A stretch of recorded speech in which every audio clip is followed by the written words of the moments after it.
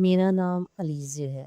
زندگی میں ہم بعض اوقات ایسی غلطیاں کر بیٹھتے ہیں جن کا کفارہ پوری زندگی رو کر بھی ادا نہیں ہو پاتا۔ میری کہانی بھی ایک ایسی ہی ضدی لڑکی کی کہانی ہے جس کی ایک رات کی نادانی نے اس کا پورا خاندان ہنستا کھیلتا اجاڑ دیا۔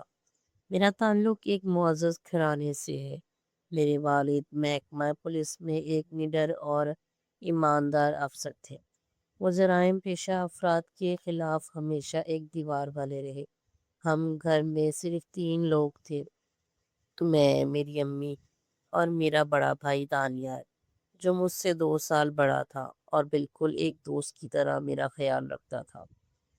یہ ان دنوں کی بات ہے جب میرے والد نے ایک بہت بڑے اور با اثر بدماش کے گروہ کو قانون کے کٹہرے میں کھڑا دیا تھا۔ اس گینگ کا سرغنہ والد صاحب کا جانی دشمن بن چکا تھا، اور اسی خطرے کے پیش نظر والد صاحب کا تبادلہ وقتی طور پر دوسرے شہر کر دیا گیا۔ سیکیورٹی وجوہات کی بنا پر ہم اسی شہر میں اپنے پرانے گھر میں رہے جبکہ والد صاحب ڈیوٹی پر چلے گئے۔ انہی دنوں میری یونیورسٹی میں ایک بہت بڑے فیسٹیول نائٹ فنکشن کا اعلان ہوا۔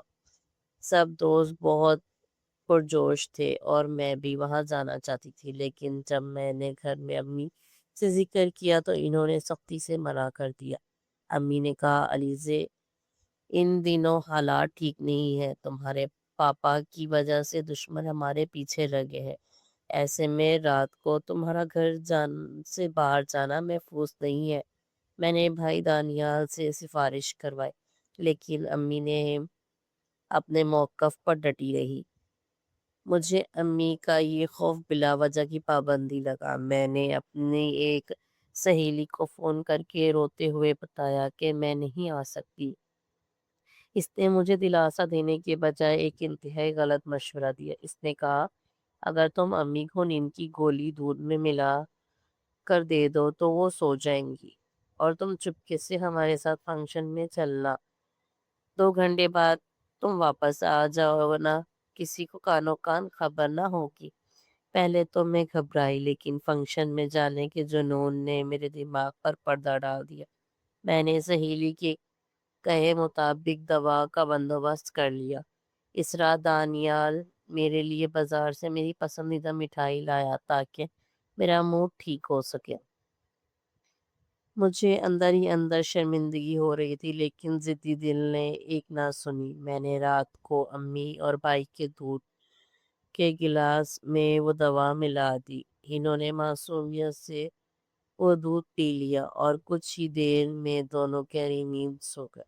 میں نے جلدی سے اپنا بہترین لباس پہنا تیار ہوئی، اور جیسے ہی دانیال کی گاڑی کی چابی اٹھا کر پچھلے دروازے سے نکلنے لگی، اچانک میرے فون کی اسکرین پر پاپا کا نام چمکا۔ میرا دل دھک سے رہ گیا۔ میں نے ڈرتے ڈرتے فون اٹھایا تو دوسری طرف سے پاپا کی آواز بری طرح کانپ رہی تھی۔ وہ ہانپتے ہوئے بولے، علیزہ، جلدی سنو، میرے مخبر نے بتایا ہے کہ وہ گینگ آج رات ہمارے گھر پر حملہ کرنے والا ہے۔ میں امی اور دانیال کو فون کر رہا ہوں پر کوئی فون نہیں اٹھا رہا۔ تم فوراً ان دونوں کو جگاؤ اور گاڑی لے کر چچا کے گھر کی طرف بھاگو۔ میں نے پولیس فورس روانہ کر دی ہے جو چند منٹوں میں پہنچ جائے گی، بس تم گھر سے نکلو۔ یہ سن کر میرے سر پر جیسے آسمان ٹوٹ پڑا۔ میرے پاؤں منو بھاری ہو گئے۔ میں روتی چیختی ہوئی امی اور بھائی کے کمروں کی طرف بھاگی۔ میں نے انہیں جھنجھوڑا، ان کے چہروں پر پانی کے چھینٹے مارے، لیکن وہ تو میری دی ہوئی دوا کے اثر سے بے ہوش پڑے تھے۔ میں اکیلی جان ان دونوں بھاری وجودوں کو کیسے اٹھاتی؟ اسی لمحے باہر گیٹ پر دھڑا دھڑ دستک ہوئی۔ مجھے لگا پاپا کی بھیجی ہوئی پولیس فورس آ گئی۔ میں امید کی کرن لیے باہر بھاگی، لیکن جیسے ہی میں صحن میں پہنچی، باہر فائرنگ کے ہولناک دھماکے ہوئے۔ دشمنوں نے باہر موجود سیکیورٹی گارڈز اور پولیس والوں کو ڈھیر کر دیا تھا۔ اگلے ہی سیکنڈ 5 مسلح نقاب پوش کا دروازہ توڑ کر اندر داخل ہو گئے۔ میں خوف سے وہیں جم گئی۔ انہوں نے میرے سامنے تڑپتے ہوئے دانیال اور میری بے ہوش ماں پر گولیاں کی بچھاڑ کر دی۔ میری چیخیں دیواروں سے ٹکرا کر رہ گئی۔ جب ان کی وحشیانہ نظریں مجھ پر پڑیں تو انہوں نے مجھے بالوں سے گھسیٹا۔ انہوں نے میری عزت بھی لوٹی اور جاتے جاتے میری دونوں ٹانگوں پر گولیاں مار دیں تاکہ میں زندگی بھر کھڑی نہ ہو سکوں۔ جب پاپا مزید پولیس فورس کے ساتھ پہنچے تو گھر میں صرف لاشیں تھیں اور میں خون میں لت پت پڑی تھی۔ ہسپتال میں مہینوں علاج کے بعد میری جان تو بچ گئی، لیکن اب میں ہمیشہ کے لیے ویل چیئر پر آ گئی ہوں۔